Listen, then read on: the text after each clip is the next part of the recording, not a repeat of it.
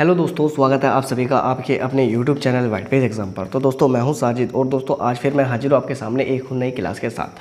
दोस्तों आज जो हम बात करते हैं दोस्तों वो बात करते हैं यूपी बोर्ड एग्ज़ाम यानी क्लास 10th होगी और यूपी बोर्ड एग्ज़ाम यानी दोस्तों आप सभी जानते हैं कि आज जो आपकी परीक्षाएं हैं 16 फरवरी से चल रही हैं। और दोस्तों हम यूपी बोर्ड एग्ज़ाम में जो हमारा क्लास 10th है दोस्तों, क्लास 10th का जो एग्ज़ाम है यानी इंग्लिश के दोस्तों आज मैं आपके सामने लेकर आ रहा हूँ इंग्लिश के सबसे ज़्यादा बार पूछे जाने वाले प्रश्न। यानी दोस्तों मैं वे प्रश्न लेकर आ रहा हूँ जो इंग्लिश में यानी सबसे ज़्यादा बार पूछे गए हैं दोस्तों वायरल प्रश्न है जो कि 1 मार्च को बोर्ड परीक्षा में 100% पूछे जाएंगे गारंटी। यानी दोस्तों ये मैं प्रश्न लेकर आ रहा हूँ जो 1 मार्च को गारंटी है कि दोस्तों ये आपकी बोर्ड परीक्षा में पूछे जाए दोस्तों। तो 1 मार्च को इन प्रश्नों को पढ़कर अवश्य जाना दोस्तों। अगर आप क्लास 10th के स्टूडेंट हो दोस्तों, आप 1 मार्च को इंग्लिश का पेपर देने जा रहे हैं तो दोस्तों आप इन प्रश्नों को जरूर पढ़ के जाए। तो दोस्तों अब चलते हैं उन प्रश्नों की ओर। तो दोस्तों वे प्रश्न पढ़ने से पहले जो चैनल बनाए हो चैनल को कर दो सब्सक्राइब और इस वीडियो कर दो अपने दोस्तों तक जरूर शेयर। तो दोस्तों शुरू करते हैं आज की अपनी क्लास। दोस्तों सबसे पहले हम बात करते हैं चैप्टर 1 फर्स्ट से जितने भी हमारे इंपॉर्टेंट क्वेश्चन बन सकते हैं दोस्तों वे क्वेश्चन देखेंगे। दोस्तों सबसे पहला यानी चैप्टर 1 फर्स्ट है इस यानी ए लेटर टू कोड यानी ईश्वर के नाम एक पत्र है दोस्तों। इससे देखते हैं कि इससे आपकी परीक्षा में कौन कौन से क्वेश्चन बन सकते हैं। तो दोस्तों पहला क्वेश्चन है कि who was Lencho what were his main problem यानी कह रहा है कि लेंचो कौन था और उसकी मुख्य समस्याएं क्या थी। तो दोस्तों Lencho was a poor and innocent farmer. जो लेंचो था एक गरीब और भोला किसान था। He was very hard working, वह बहुत ज़्यादा कठिन कार्य करता था यानी बहुत मेहनती या बहुत कठिन कार्य करता था। 1 year hail stones destroyed his crops totally यानी 1 वर्ष उसकी जो 1 year hello stone destroy his crops totally यानी जो उसकी 1 साल जो उसकी फसल थी उसकी पूरी तरह वो फसल बर्बाद हो गई। He had no money to sow his crops and feed his family यानी उसकी फसल पूरी तरह बर्बाद हो गई थी। उसके पास फसल बोने के लिए और उसके परिवार का पेट भरने के लिए कोई भी धन नहीं था। ये दोस्तों आपकी परीक्षा के लिए क्वेश्चन इंपॉर्टेंट है। अब देखो क्वेश्चन नंबर 2 क्या कह रहा है। क्वेश्चन नंबर 2 कह रहा है why was the Lencho sad what in his hope.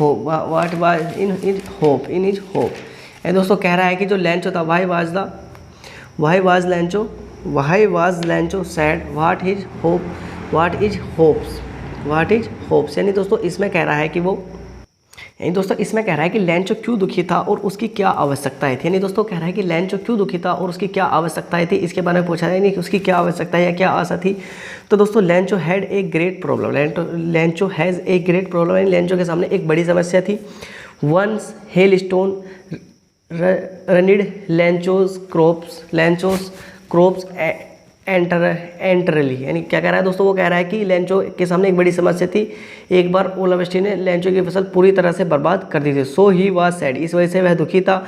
He had only 1 hope that gold would help him with money यानी उसकी एकमात्र आशा यह थी कि वह भगवान उसकी इस पैसे से सहायता कर सकता है। अब क्वेश्चन देखेंगे तीसरा दोस्तों। क्वेश्चन तीसरा where was the Lencho house started it is the called the house not a house why not a house why यानी लेंचो घर कहाँ स्थित था उसे या इसे द हाउस कहा गया या ए हाउस नहीं क्यों। ये तो कह रहा है कि लेंचो घर कहाँ था और उसे द हाउस कहा गया ए हाउस क्यों नहीं कहा गया। तो दोस्तों Lencho house was started on the top of a hill लो यानी क्या कह रहा है कि जो लेंचो घर था एक नीची पहाड़ी की चोटी पर स्थित था। इट इज द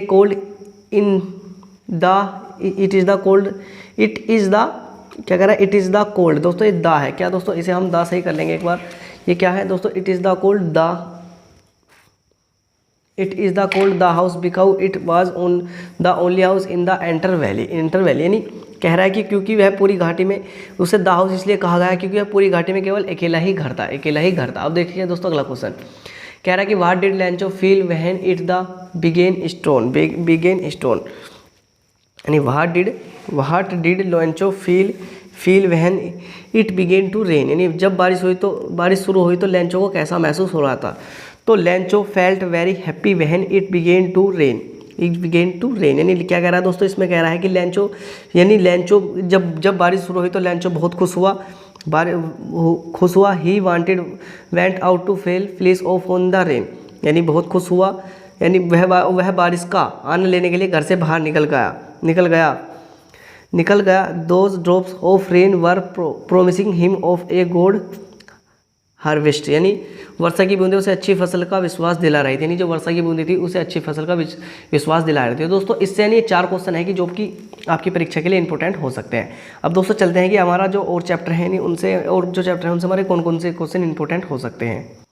दोस्तों अब ये हमारा चैप्टर नंबर 2 है, जिसे हम chapter number 2 Nelson Mandela long walk to freedom, Nelson Mandela long walk to freedom chapter है। दोस्तों इस चैप्टर से देखते हैं हमारे कौन कौन से क्वेश्चन इंपॉर्टेंट हो सकते हैं। तो पहला क्वेश्चन देखिए, what does Mandela thank the international leaders for.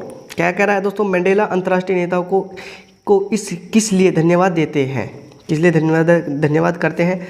तो Mandela thanks all the international leaders, यानी मंडेला ने सभी अंतर्राष्ट्रीय नेताओं का धन्यवाद किया। He become they had come there to join the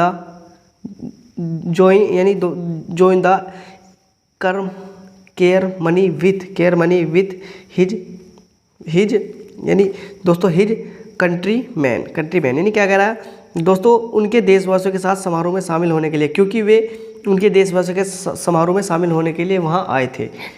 it was common victor for the justice, और वह न्याय और शांति मानव के साथ की साझी विजय थी, और पीस एंड ह्यूमन डिजिटली, यानी क्या कह रहा है, इसमें कहा था कि मंडेला ने सभी अंतर्राष्ट्रीय नेताओं का धन्यवाद किया क्योंकि वे उनके देशवासियों के साथ समारोह में शामिल होने के लिए वहां आए थे, और वहां न्याय शांति और मानव की साझी विजय थी। अब दोस्तों अगला क्वेश्चन कह रहा है, अगला क्वेश्चन देखिए, क्वेश्चन नंबर 2 कह रहा है इस चैप्टर से कि what is the dream of the Nelson Mandela for the future of south Africa. क्या कह रहा है दोस्तों, नेल्सन मंडेला का दक्षिण अफ्रीका के भविष्य के लिए क्या सपना था। तो दोस्तों क्या कह रहा है, Mandela sees a bright future of the country he say that, यानी क्या कह रहा है कि मंडेला ने अपने देश के लिए एक अच्छा यानी सुंदर भविष्य देखा था। He say that under he leadership the country shall never face of operation of one by another, यानी क्या कह रहा है दोस्तों, कह रहा है कि मंडेला देश के उज्जवल भविष्य को देखते हैं और वे कहते हैं कि उनके नेतृत्व में देश कभी भी किसी अत्याचार का सामना सहन नहीं कर सकेगा। ऑल पीपल मतलब दोस्तों सभी लोग विल बी फ्री, यानी जो सभी लोग हैं दोस्तों वे कैसे होंगे, वे आज़ाद होंगे। To do what they like, जो वे चाहते हैं। देख the country shall progress in future, यानी यह देश से उन्नति करेगा। अब अगला क्वेश्चन देखिए दोस्तों, अगला क्वेश्चन क्या कह रहा है, यानी लास्ट क्वेश्चन है इसका चैप्टर का। वो कह रहा है what is the greatest wealth of nation in Mandela's opinion. क्या कह रहा है कि मंडेला की राय में राष्ट्र की सबसे बड़ी संपदा क्या है। अकॉर्डिंग टू मंडेला, यानी मंडेला के अनुसार the greatest wealth of a country, यानी किसी देश की सबसे बड़ी संपदा एक कंट्री इट्स पीपल, यानी उसके लोग होते हैं। यानी मंडेला के अनुसार किसी देश की सबसे बड़ी संपदा जो होती है उसके लोग होते हैं। दोस्तों क्या है, they are finer and turner than the demand, यानी वे हीरे से भी अधिक शुद्ध व सच्चे होते हैं। They are the real wealth of nation, they are the real wealth for nation, यानी किसी राष्ट्र की असली संपदा होते हैं। अब दोस्तों देखते हैं हमारा अगला क्वेश्चन के बारे में कि अगले क्वेश्चन से कौन से, यानी अगले चैप्टर से कौन कौन से क्वेश्चन इंपॉर्टेंट है। दोस्तों अब देखते हैं हमारे chapter number 3 from the diary of Anne Franks, यानी from the diary for Anne Franks से हमारे कौन कौन से चैप्टर इंपॉर्टेंट बन सकते हैं दोस्तों। यानी क्वेश्चन होगा दोस्तों first, why does Anne want to keep a diary. क्या कह रहा है कि एनी डायरी रखना क्यों चाहती थी, जो एनी थी, why does Anne want to keep a diary, यानी एनी डायरी क्यों रखना चाहती थी। तो Anne had a large family, दोस्तों क्या कह रहा है, Anne had a large family, यानी एनी का परिवार बड़ा था, but she could not share her intimate experience with them, यानी लेकिन वह उनके साथ अपने निजी अनुभव नहीं बांट सकती। So she decided to keep a diary, तो उसने यानी एक निश्चय किया कि वह एक डायरी रखेगी। In which she used to write her secret and views, यानी उसने एक डायरी रखने का फैसला किया वह जिससे वह अपनी राय, गोपनीय बातें और विचारों को लिखा करती थी। सो नेम्ड हर डायरी किट्टी, और उसकी डायरी का क्या नाम था दोस्तों, उसकी डायरी का नाम किट्टी था। तो दोस्तों ध्यान रखना, उसकी डायरी का नाम क्या था, उसकी डायरी का नाम किट्टी था। अब अगला क्वेश्चन देखिए दोस्तों, अगला क्वेश्चन क्या कह रहा है। अगला क्वेश्चन कह रहा है कि describe about the any Franks early education. Early education यानी क्या कह रहा है दोस्तों, यानी एनी फ्रैंक की प्रारंभिक शिक्षा का वर्णन करो। यानी एनी फ्रैंक की प्रारंभिक शिक्षा कौन कौन सी थी उनका वर्णन करो। तो ही होलिड एनी वाज सेंट टू ए मेंट्रेसन, यानी कह रहा इन होलैंड। दोस्तों ये इन होलैंड है दोस्तों, in Holland Anne was sent to Montessori school. Montessori school यानी क्या कह रहा है दोस्तों, इसमें कह रहा है कि होलैंड में एनी को एक मोंटेसेसरी स्कूल में भेज दिया गया। She stayed there from the class first to fifth in the six class. यानी क्या कह रहा कि वह कक्षा 1 से लेकर कक्षा 6 तक रही, यानी वह कक्षा 1 से कक्षा 6 तक रही in the six class. Her teacher was Mr Kupers, यानी her teacher Mr Kuperus. The headmaster यानी मुख्य अध्यापिका थी। She was very dear to her, यानी वह उससे बहुत ज़्यादा प्यार करती थी। अब दोस्तों देखेंगे यानी अगला क्वेश्चन क्या कह रहा है। अगला क्वेश्चन देखिए दोस्तों, what does the Anne Frank say about her father and grand mother in the diary. यानी क्या कह रहा है दोस्तों, वो कह रही है कि जो एनी थी, यानी जो एनी फ्रैंक ने अपनी डायरी में अपने पिता और दादी के विषय में क्या लिखा। यानी एनी ने अपनी डायरी में अपने पिता और अपनी दादी के विषय में क्या लिखा। तो Anne loved her father, Anne अपने पिताजी से प्यार करती थी। And considered him the most adorable father, यानी वह अपने पिता से प्यार करती थी और उन्हें बहुत प्यारा पिता मानती थी। She also loved her grandmother, वो अपनी दादी से भी बहुत ज़्यादा प्यार करती थी। एंड रिमेंबर्ड हर और प्यार करती थी और उन्हें अक्सर याद क्या करती थी। सी लिट ए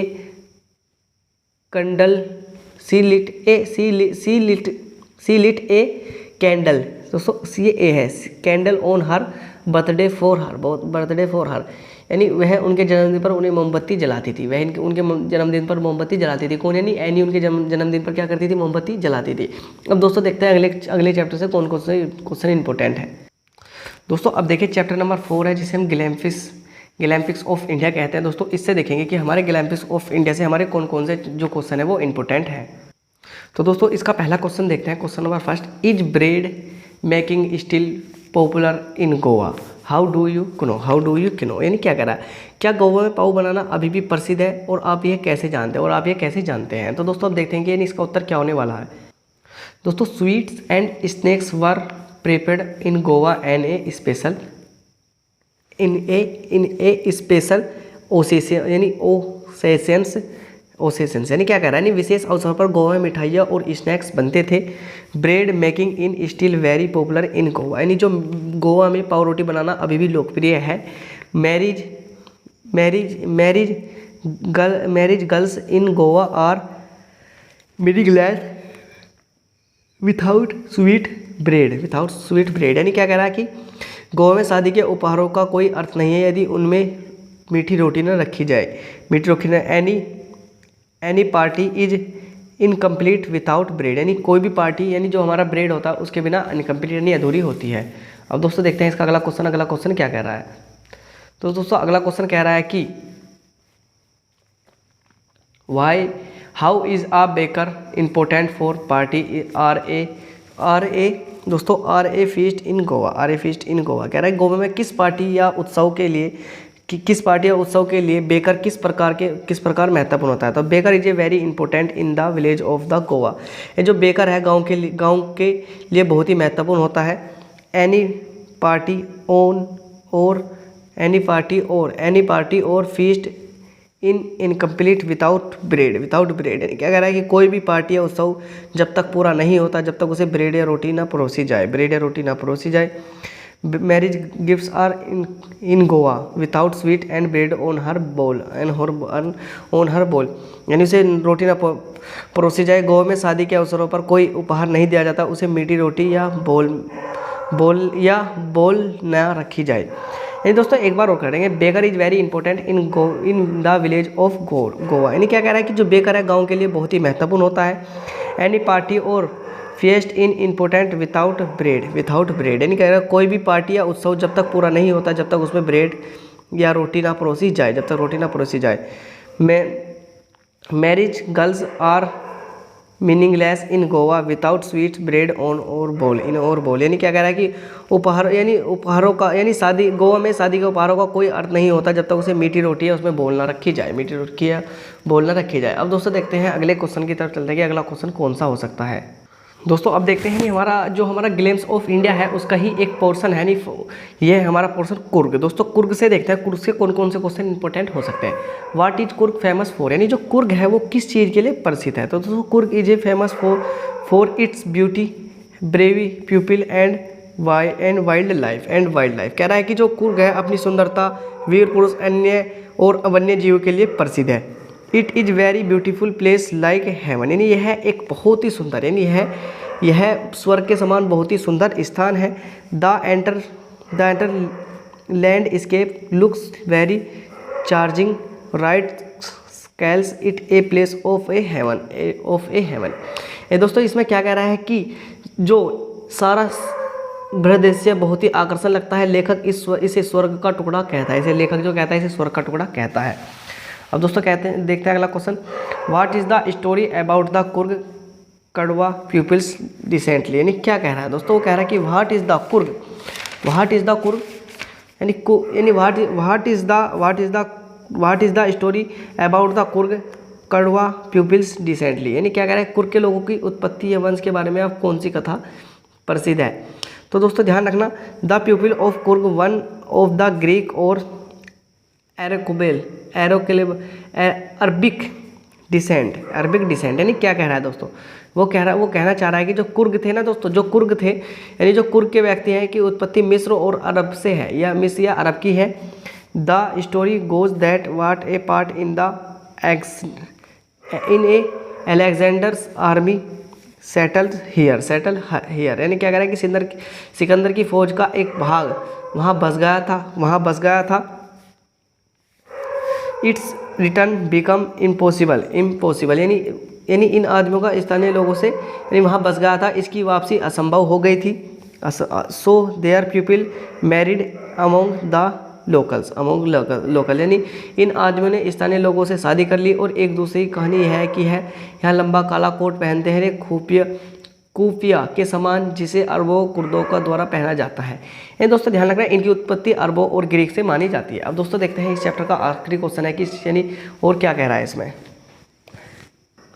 दोस्तों, यानी अब है प्रश्न नंबर 3 है कि describe the world life of Coorg, यानी कुर्ग के वन्य जीव का वर्णन कीजिए। जो कुर्ग है कुर्ग के वन्य जीव का वर्णन कीजिए। दोस्तों इसमें कह रहा है कुर्ग के वन्य जीव का वर्णन कीजिए। तो दोस्तों birds beep and butterfly are everywhere in where, and जो पक्षी और मधुमक्खियाँ और तितलियाँ कुर्ग में सभी जगह मिलती हैं। Wild elephants langurs and squirrels are found in the forest of Coorg, यानी क्या कह रहा है कि जंगली हाथी, लंगूर और गिलहरी कुर्ग के जंगलों में पाए जाते हैं। तो दोस्तों ध्यान रखना, एक तो जंगली हाथी, गिलहरी यानी कहाँ पाए जाते हैं, कुर्ग के जंगल में पाए जाते हैं, यानी कुर्ग के जंगल में पाए जाते हैं। Mahseer a large fresh water fish is the found in the river Kaveri, यानी क्या कह रहा है कि कावेरी नदी में ताजे पानी की विशाल मछली सागरिया पाई जाती है। जो काले पानी में विशाल मछली यानी कावेरी नदी में ताजे पानी के विशाल मछली सागरिया पाई जाती है। अब दोस्तों चलते हैं अगले क्वेश्चन पर। अब दोस्तों देखते हैं तीसरा चैप्टर है हमारा, यानी द टी फ्रॉम असम। दोस्तों जो हमारा वो चैप्टर है ग्लिम्स ऑफ इंडिया वाले में से ही है, इसका तीसरा पोर्शन है। तो where were Rajvir and Pranjal and why क्या, यानी दोस्तों क्या कहना चाह रहा है इसे एक बार समझिए। वो कह रहा है कि जो राजवीर और प्रांजल कहाँ जा रहे हैं और क्यों, यानी where were Rajvir and Pranjal and why, यानी प्रांजल और राजवीर कहाँ जा रहे हैं और क्यों जा रहे हैं। तो प्रांजल एंड राजवीर वर फ्रेंड। प्रांजल और राजवीर जो है नी वे एक अच्छे मित्र हैं। प्रांजल वाज फ्रॉम असम, जो प्रांजल है यानी वो कहाँ से, प्रांजल असम का था। He invited Rajvir to his house in the summer vacation, so they were going to Assam. यानी राजवीर को गर्मियों की छुट्टियों में घर आने पर उसके लिए आमंत्रित किया। यानी क्या उसने राजवीर को, यानी किसने, प्रांजल ने राजवीर को अपने घर आमंत्रित किया, गर्मियों की छुट्टी पर आने के लिए आमंत्रित किया। Pranjal's father was the manager of a tea garden इन असम। जो प्रांजल के जो पिता थे वे, यानी जो टी गार्डन होता है, टी गार्डन का मतलब है दोस्तों जो चाय के बागान होते हैं उसमें क्या थे वे, यानी उसमें एक तरह से यानी वो मैनेजर का कार्य कर रहे थे। अब दोस्तों देखते हैं अगला क्वेश्चन है। अगला क्वेश्चन हमें क्या कहता है कि, और हमें अगले क्वेश्चन को कैसे पढ़ना है। तो अगला क्वेश्चन है कि वाई वाज, दोस्तों कह रहा है कि why was the excited to see the tea, why was the excited to, why was the Rajvir excited to see the tea garden, to garden, Rajvir चाय के बागान देखकर उत्तेजित क्यों हुआ। तो दोस्तों Rajvir was the excited to see the tea garden for the first time, यानी राजवीर ने पहली बार चाय के बागान देखकर बहुत खुश हुआ। He was the looking it's beautiful scenery, यानी क्या कह रहा है कि जो वहाँ बाहर के सुंदर दृश्य को देख रहा था, यानी राजवीर ने पहली बार चाय के बागान देखे और वह बहुत अधीर हुआ, वह बाहर के सुंदर दृश्य को देख रहा था। Outside he had never seen such a beautiful view और बिफोर, यानी उसने इससे पहले ऐसा नज़ारा कभी नहीं देखा था। जितना सुंदर नज़ारा उन चाय के बागान का था, इससे सुंदर नज़ारा आज तक राजवीर ने कभी नहीं देखा था। अब दोस्तों चलते हैं अगले चैप्टर पर।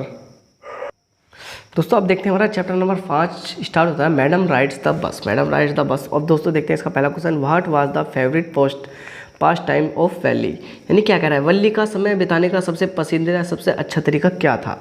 तो वल्ली वाज ए तमिल गर्ल, यानी जो वल्ली थी यानी वे एक तमिल लड़की। सी हैड नो प्लेमेट्स, यानी उसका कोई भी खेल का साथी नहीं था। Her favourite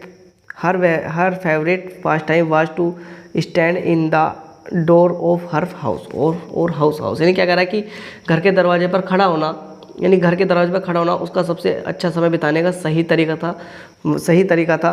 from there she would watch what was happening outside, यानी क्या कह रहा है, सबसे अच्छा तरीका था वह वहाँ से वह यह देखती थी कि बाहर क्या हो रहा है।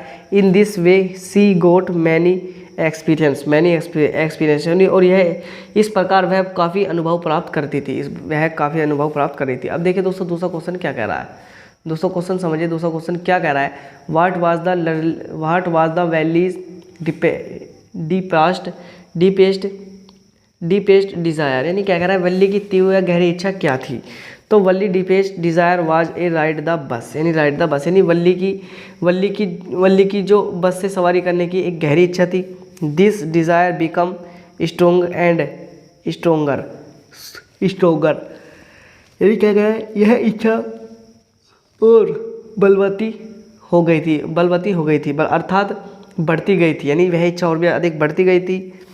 So he made a plan for it, यानी इसके लिए उसने एक योजना बनाई। सी स्टार्टेड सेविंग मनी, उसने पैसा जोड़ना शुरू कर दिया। And gathered small details of the journey, यानी उसने पैसा बचाना शुरू कर दिया और यात्रा के बारे में छोटी छोटी जानकारी प्राप्त यानी जानकारी एकत्रित करने लगी। अब दोस्तों चलते हैं अगले क्वेश्चन पर। दोस्तों अब देखते हैं chapter number 6 the sermon at the Banaras, यानी दोस्तों the sermon at the Banaras. दोस्तों पहला क्वेश्चन देखते हैं, सैनिक कौन से क्वेश्चन इंपॉर्टेंट बन सकते हैं। Where did Buddha teach his first sermons, where did Buddha teach his first sermon, यानी क्या कहना चाह रहा है दोस्तों, कह रहा है कि बुद्धा ने अपने पहला प्रवचन कहाँ दिया था। कह रहा है what did the Buddha teach his first sermon, यानी बुद्धा ने अपना पहला प्रवचन कहाँ दिया था। तो दोस्तों कह रहा है कि Buddha taught his first sermon at Benares, यानी बुद्धा ने अपना पहला प्रवचन प्रवचन दिया था वो बिनर्स नहीं दोस्तों बनारस, यानी कहाँ दिया था, बनारस, यानी द सरमन ऑफ बनारस, यानी बनारस के अंदर दिया था, बनारस में दिया था। It is the most Holi of the place on the Ganga, यानी क्या कह रहा है यह गंगा तट वाले स्थानों में सबसे अधिक पवित्र स्थान है। The sermon has 10 important points, यानी क्या कह रहा है, यह प्रवचन में 10 महत्वपूर्ण बातें हैं। 10 महत्वपूर्ण बातें। This show Buddha's wisdom about his suffering, यानी कह रहा है कि यह दुखों के बारे में बुद्ध की ज्ञानों को दर्शाती है, दुखों के बारे में बुद्ध के ज्ञानों को दर्शाते हैं। अब दोस्तों देखते हैं अगला क्वेश्चन क्या कह रहा है। अगला क्वेश्चन कह रहा है व्हाट डिड बुद्धा वांट किस्सा गौतमी टू अंडरस्टैंड, यानी क्या कह रहा है, जो बुद्धा किस्सा गौतमी को क्या समझाना चाहते थे, तो Gautam Buddha wanted Kisa Gotami to understand the great truth of life. Gautam Buddha Kisa Gotami के जीवन के महान सत्य को समझाना चाहते थे, महान सत्य को समझाना चाहते थे। He said man's life is full of the sorrows, यानी क्या सोरोज का मतलब दुख है, यानी कह रहा है मानव जीवन दुखों से भरा हुआ। All those who are born are to die one day, यानी कह रहा है कि उन सभी को जो पैदा हुए हैं उन्हें एक दिन मरना है। No one can escape it, इससे कोई नहीं बच सकता। अब दोस्तों अगले क्वेश्चन के लिए चलते हैं अगले पेज पर। दोस्तों वहाँ तक हमारा यानी जो हमारा प्रोज था वो ख़त्म हो गया। दोस्तों हमारा जो इसमें कई भागों में डिवाइड है, दोस्तों हमारा प्रोज पोइट्री में डिवाइड है। तो दोस्तों जो हमारा वहाँ तक था यानी हमारा प्रोज खत्म हो गया। अब जो दोस्तों हमारा चलेगा, अब क्या चलेगा दोस्तों, अब हमारा पोइट्री वाला पोर्शन चलेगा, यानी किसका, पोइट्री वाला पोर्शन चलने वाला है। तो दोस्तों ध्यान रखना, हमने प्रोज के जो प्रोज है दोस्तों, हमारा प्रोज वाला ख़त्म हो चुका है। जो हमारा प्रोज वाला पोर्शन है दोस्तों वो ख़त्म हो चुका है। अब दोस्तों हम पोइट्री वाला करेंगे। और दोस्तों पोइट्री वाले में से जितने भी शॉर्ट क्वेश्चन बन सकते हैं, यानी शॉर्ट क्वेश्चन इंपॉर्टेंट बन सकते हैं, मैं आपको अब चैप्टर वाइज यानी शॉर्ट क्वेश्चन कराऊंगा। तो दोस्तों आप थोड़ा ध्यान रखना। तो दोस्तों पहला है what side of nature do crow and hemlock tree represent. तो दोस्तों ध्यान रखना, मैंने लिख दिया अभी what side of natural do crow and hemlock tree response, यानी क्या कह रहा है, रेस्पेक्ट यानी कौवा और धतूरा प्राकृतिक कौन सा पक्ष दर्शाते हैं। दोस्तों पोइट्री वाला शुरू हो गया। तो crow's voice is the harsh, जो कौवा है, कौवे की वॉइस इज द हार्स, यानी कौवे की जो आवाज़ होती है वो कैसी, कौवे की आवाज़ अप्रिय होती है। हेमलॉक इज द पोंसिनेशन ट्री, यानी जो हेमलॉक है धतूरा का वृक्ष है वो जहरीला होता है। दे बोथ रेस्पेक्ट डिस्क्राइब, यानी क्या कह रहा है, यानी ये कह रहा है कि दोस्तों यानी ये दोनों प्रकृति के अंधेरे उदासी भरे होते हैं। Sorrowful and biter side of natural, better side the natural, यानी दुख भरे और कटु पक्षों को दर्शाते हैं। अब अगला क्वेश्चन देखिए, what is the people say about the ending of the world. ये दोस्तों यानी क्या कहना चाह रहा है, वो कह रहा है कि what do the people say about the ending of the world, यानी लोग संसार की समाप्ति के बारे में क्या कहते हैं। दोस्तों ये हमारा जो चैप्टर है दोस्तों, हमारा चैप्टर नंबर 2 जो होता है, यानी जो हमारा चैप्टर नंबर 2 है दोस्तों, यानी उस वाले चैप्टर से लिया गया है। अब चैप्टर नंबर 2 कौन सा है दोस्तों, ये है हमारा चैप्टर फायर एंड आइस। तो दोस्तों कह रहा है कि the poet saying the some people say the world will end in fire, some other people say it will in the ice, यानी क्या कह रहा है, कभी कहता है कि कुछ लोग कहते हैं कि संसार अग्नि से समाप्त हो जाएगा, और कुछ दूसरे लोग कहते हैं कि जो बर्फ़ से समाप्त हो जाएगा। अब अगला क्वेश्चन देखिए दोस्तों, अगला क्वेश्चन क्या कह रहा, why do you think the tiger and the stickling in the क्या कह रहा दोस्तों, इन द केज, यानी क्या कह रहा है, वो कह रहा है कि जो आपके विचार से जो बाघ पिंजरे में है वो क्यों चल रहा है, जो आपके बाघ से, यानी why do you think the tiger was stalking in the cage, the tiger is not in his natural habitat, यानी is not habitat the jungle, यानी क्या कह रहा है, बाघ अपने प्राकृतिक जंगल में नहीं है, ये तो दोस्तों यानी जंगल में नहीं है, यानी जो बाघ है यानी वो अपने प्राकृतिक जंगल में नहीं है, वह he was लुकेड in the cause, यानी वह एक पिंजरे में बंद है। ही इज वेरी एंग्री, यानी वह बहुत ज़्यादा गुस्से में है। So he keeps on stalking inside the his cage, इसलिए वह अपने पंजों को भीतर घुमाता रहता है, इसलिए वह अपने पंजों को भीतर की ओर घुमाता रहता है। अब दोस्तों चलते हैं अगले क्वेश्चन पर, अगले पेज पर। दोस्तों अब देखते हैं अगला question, what is the name of the poem animals and the poem. कह रहा है कि जो कविता एनिमल्स के विषय की वस्तु क्या है। What is the name of the peoples यानी पोएम एनिमल्स, यानी कह रहा है कि जो कविता है एनिमल्स के विषय वस्तु क्या है। तो दोस्तों the names of the poem is that man is always mad in gathering wealth but he not satisfied with himself यानी क्या कहना चाह रहा है। वो कह रहा है कि कविता का सारा सारांश यह है कि मुझसे धन एकत्रित करने के लिए सदैव पागल रहता है, लेकिन वह अपने आप से संतुष्ट नहीं होता। On the other hand animals are more peaceful and they are fully satisfied यानी क्या कह रहा है, दूसरी तरफ जानवर अधिक शांतिप्रिय होते हैं और वे इस यानी पूरी तरह से यानी संतुष्ट होते हैं। जो जानवर होते हैं यानी दोस्तों जानवर बिल्कुल शांतिप्रिय होते हैं और वे पूरी तरह से क्या होंगे यानी संतुष्ट होते हैं। अब अगला क्वेश्चन देखिए, what is the condition of the tree inside the house inside the house, यानी दोस्तों ये कौन से चैप्टर से पूछा गया है, इसे देखेंगे। द ट्री वाले चैप्टर से पूछा गया है। कह रहा है कि what was the condition of the tree inside the house, यानी घर के अंदर वृक्षों की क्या दशा होते हैं। तो दोस्तों द ट्रीज फील सोरो, द ट्री फील्स यानी सफोकेटेड रिसेटलेस एंड अनहैप्पी यानी क्या कह रहा है, वृक्ष घुटन और बेचैनी और दुख महसूस करते हैं। They long for open scope and light यानी क्या कह रहा है, वे खुली जगह और प्रकाश चाहते हैं, यानी वे खुली जगह और प्रकाश चाहते हैं। They large branches become cramped due to lack of space यानी वह शाखाएं चाहते हैं, कमी के कारण लंबी शाखाएं चाहते हैं और कमी के कारण पतली और छोटी ही रह जाती है। जो कमी के कारण में शाखाएं कैसी पतली और छोटी रह जाती हैं। अब दोस्तों यानी जो हमारे ये क्वेश्चन थे दोस्तों, ये हमारे हद तक ही समाप्त हो गए। अब दोस्तों देखते हैं हमारे अगले क्वेश्चन, देखते हैं कि अगले क्वेश्चन कौन कौन से हैं। जो हमारा दोस्तों हमारा प्रोज वाला है दोस्तों, मैंने वो भी खत्म कर दिया, पोइट्री वाला भी खत्म कर दिया। और दोस्तों अब हमारा सप्लीमेंट्री एक सप्लीमेंट्री रीडर होता है दोस्तों, सप्लीमेंट्री रीडर होता है दोस्तों। सप्लीमेंट्री रीडर के बारे में पढ़ेंगे, सप्लीमेंट्री रीडर क्या है और इससे रिलेटेड क्वेश्चन देखेंगे कि इससे रिलेटेड कौन कौन से आपके क्वेश्चन बन सकते हैं। तो दोस्तों अब सप्लीमेंट्री रीडर में पहला क्वेश्चन है कि why is the Mr Pumphrey wanted about Tricki. कह रहा है कि जो मिसेज पपरी है वो ट्रिकी के लिए चिंतित क्यों थी। जो मिसेज पपरी थी वो ट्रिकी के लिए चिंतित क्यों थी।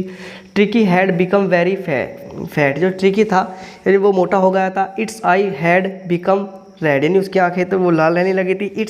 इट्स दोस्तों क्या कह रहा है कि उसकी आंखें लाल रहनी। Its tongue TOUNG tongue come out from its जोर्स, यानी जो उसकी जबान थी उसके जबड़े से बाहर जोन से उसकी जबान थी उसके जबड़े से बाहर आने लगी थी। It was in A state of disease, यानी वह एक बीमारी की अवस्था में था। सो मिस्टर पंपरी वाज वरीड, इसलिए मिस्टर पंपरी क्या थी दोस्तों, इसलिए मिस्टर पंपरी चिंतित थी। अब अगला क्वेश्चन देखिए दोस्तों अगला क्वेश्चन के लिए यानी दोस्तों एक बार अगला क्वेश्चन हम देखेंगे, उससे पहले दोस्तों एक बार मैं और देख लेता हूँ कि इस चैप्टर से और कोई क्वेश्चन इंपॉर्टेंट तो नहीं है। अब दोस्तों देखते हैं what kind of thief Hari Singh was. What kind thief of Hari Singh, यानी हरी सिंह किस प्रकार का चोर था। तो दोस्तों Hari Singh was an experience and skillful thief of 15, यानी हरी सिंह जो था एक 15 साल का युवक था जो कि बहुत तेज और बड़ा एक्सपीरियंस, यानी उसे बहुत ज़्यादा एक्सपीरियंस का मतलब होता है दोस्तों, यानी वह बहुत ज़्यादा और एक साथिर चोर था, यानी अनुभवी और साथिर चोर था। ही हैड ए ग्रेट क्नोलॉजी, उसके पास क्नोलॉजी ऑफ ह्यूमन बिहेवियर, यानी वह जनता के वह जानता था कि सीधे साधे लोगों को किस आसानी से लूटा जा सकता है, सीधा साधे लोगों को आसानी से लूटा जा सकता है, यानी उसे मानवीय व्यवहार की बहुत बड़ा ज्ञान था। He know that simple person could be robbed easily, जो आसान लोग होते हैं उन्हें आराम से लूटा जा सकता है। He was expert in telling lies, यानी वह झूठ बोलने में क्या था, वह झूठ बोलने में दोस्तों बहुत ज़्यादा तेज था। But in the end he realise his mistake, और अंत में उसे अपनी गलती का एहसास होने लगा, अब दोस्तों हम देखते हैं यानी और देखते हैं कि who was the narrator of, दोस्तों इसमें है कि who was the narrator of the story of the thieves story, what was the process of belong he come to Anil's यानी क्या कह रहा है, क्यों कह रहा है कि द थीव स्टोरी की कथाकार कौन है और अनिल के आने से पहले उनकी पेशा क्या था। उनका पेशा क्या था। तो दोस्तों the narrator of the thief story, यानी जो ये द थीफ स्टोरी का जो कथाकार एक चोर है, is a thief he was just 15 year old, यानी वह 15 साल का ही है। वहन ही मीट अनिल, वह अनिल से मिला। He robbed the people and took a new house every month, यानी वह लोगों को लूटता था और प्रत्येक महीने एक नया घर बदलता था। प्रत्येक the thieves story, the thieves story और द थीफ्स स्टोरी यानी हर महीने एक नया रूप धारण कर लेता था, यही थीफ स्टोरी में। अब अगला क्वेश्चन है कि Hari Singh had a stolen the largest amount of his life, then why did choice go to back in Anil's and यानी हरी सिंह ने क्या करा था। मैं कह रहा कि हरी सिंह ने अपनी ज़िंदगी की सबसे बड़ी धनराशि की चोरी की और उसके बाद भी अंत में उसने अपने अनिल के पास जाने को ही क्यों चुना, यानी अनिल के पास ही जाने को क्यों चुना। उसने अपनी ज़िंदगी की सबसे बड़ी धन चुराया और अंत में उसने अनिल के पास जाने के लिए ही क्यों चुना। दोस्तों इसे देखते हैं। तो दोस्तों देखते हैं कि Hari Singh was very careful to what is right for a man, यानी क्या कह रहे हैं इंसान के लिए क्या सही है उसके प्रति क्या सचेत था, क्या वह सचेत था। After stealing a bundle of the bumble of notes he reached the station, यानी वह जो पैसे थे उसे चुराकर वहाँ से स्टेशन जा पहुँचा। Is to run away but he did not क्या कह रहा दोस्तों, यानी but he did not board the train his conscience did not allow to so he come back to Anil's and return the money, यानी इंसान के लिए क्या सही क्या इसके लिए प्रति हरी सिंह सचेत था। नोटों की गड्डी चुराने के बाद वह भाग जाने के लिए स्टेशन में पहुंचा, लेकिन वहां ट्रेन में नहीं चढ़ा। उसकी आत्मरक्षा ने उसे ऐसा धरने की अनुमति नहीं दी। वह वापस अनिल के पास आया और धन क्या करा, और उसका धन दोस्तों उसने क्या करा, उसका धन अनिल ने उसने क्या करा, वापस लौटा दिया। अब दोस्तों देखिए हमारा अगला क्वेश्चन है how did a book become a turning point in the Richard, यानी दोस्तों रिचर्ड एवराइट्स लाइफ, यानी कह रहा है कि एक किताब ने कैसे रिचर्ड एवराइट का जीवन बदल दिया। तो Richard Ebright's mother give him a book, यानी रिचर्ड एवराइट की माँ ने उसे एक बुक दी। It was the travels of the monarch X, it was a about butterflies, यानी क्या कह रहा है कि यह तितलियों के बारे में थी और इस पुस्तक में उसके लिए विज्ञान की दुनिया खोल दी थी। The book open the world of the science to him, thus it become a turning point in the his life, और यही उसकी ज़िंदगी का जो उसका जीवन इसका जीवन क्या हुआ, बदल गया। अब देखिए अगला question, why did the Richard mother help him to become a scientist, यानी जो उसकी माँ है दोस्तों जो इसकी माँ है, यानी उन्होंने कैसे रिचर्ड की माँ ने वैज्ञानिक बनने रिचर्ड की कैसे सहायता की। तो दोस्तों रिचर्ड्स मदर एनकरेजेड हिम, यानी जो रिचर्ड की माँ थी उसे उत्साह बढ़ाती थी किसका, रिचर्ड का। She after took him on the trips, यानी क्या कह रहा है दोस्तों, ये कह रहा है कि वह उसके लिए उसे बुरा अनुभव था। सी बाउट हिम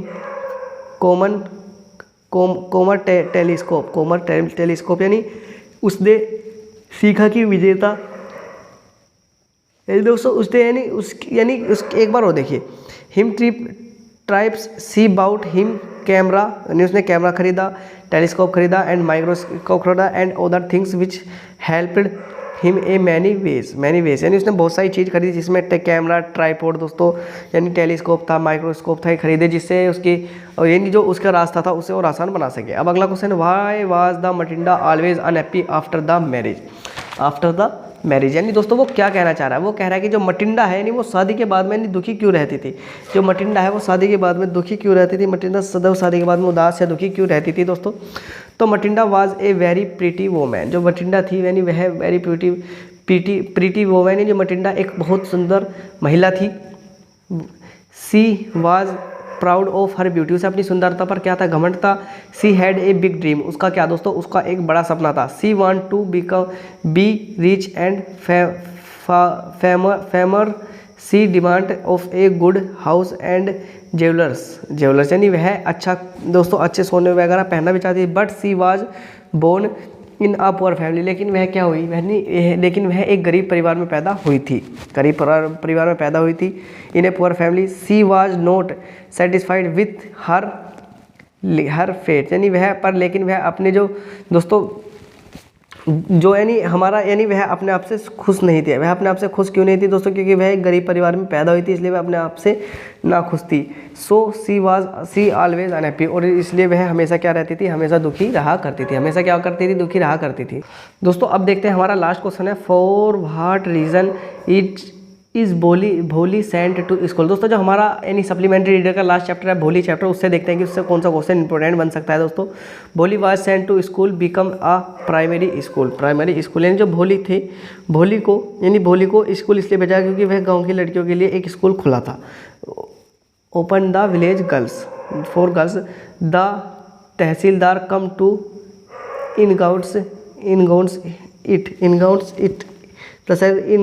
इनगाउंट्स हिट्स, यानी कह रहे हैं तहसीलदार साहब उसका उद्घाटन करने आए थे। ही टोल्ड रामलाल, उसने रामलाल से कहा कि that he should send his daughter school and set on example for the village, यानी कह रहा है कि उसने कहा था कि अपनी लड़की को, जो तुम्हारी लड़की है भोली, उसे स्कूल भेजा करो और गांव के लोगों के मन में एक अच्छी इमेज पैदा हो जाएगी। अब अगला क्वेश्चन देखिए, why did the Sulekha started stammering, यानी दोस्तों इसमें क्या कह रहा है, इसे समझिए।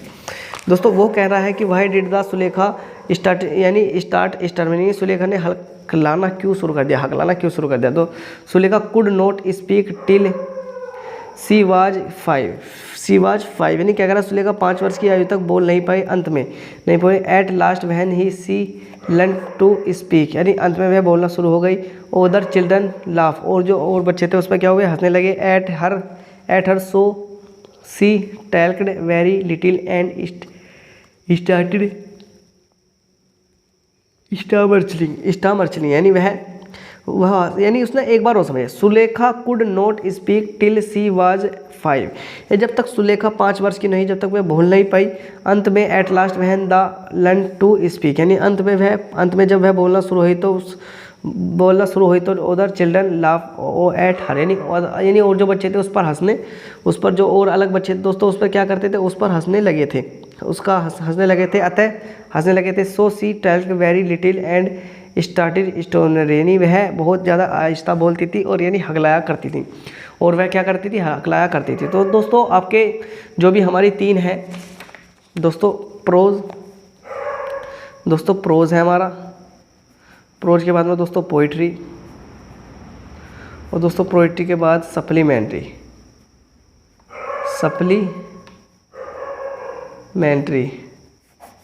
दोस्तों सप्लीमेंट्री जो था यानी प्रोज, पोइट्री और सप्लीमेंट्री। दोस्तों मैंने तीनों आपके यानी तीनों के जो इंपॉर्टेंट क्वेश्चन बन सकते थे मैंने आपको करा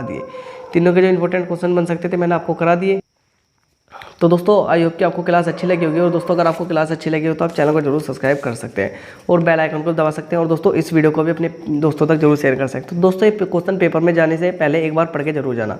तो दोस्तों अब हमारे इंपॉर्टेंट MCQ, दोस्तों MCQ रहेगी किसके, इंग्लिश के। दोस्तों MCQ रह गए हैं, और दोस्तों मॉडल पेपर यानी मॉडल पेपर जो आएगा हिंदी इंग्लिश का दोस्तों वो सुबह को आ जाएगा। तो दोस्तों ध्यान रखना, एक तो इंग्लिश का मॉडल पेपर होगा और एक MCQ होंगे इंग्लिश के। 2 मुझे आपको अभी सोल्व कराने हैं दोस्तों, मैं आपको करा दूंगा सोल्व, जैसे ही हमारी अगली वीडियो आएगी उसमें मैंने आपको ये सोल्व करा दूंगा। तो दोस्तों तो ये वीडियो आपको कैसी लगी कमेंट बॉक्स में जरूर टाइप करना, और दोस्तों अगर आप चैनल बनाए हो तो चैनल को जरूर सब्सक्राइब करके जाना, जिससे आपको हमारी आने वाली हर वीडियो का नोटिफिकेशन सबसे पहला मिलता रहे। तो दोस्तों मिलते हैं और किसी वीडियो में, तब तक वीडियो देखने के लिए आप सभी दोस्तों का दिल से धन्यवाद।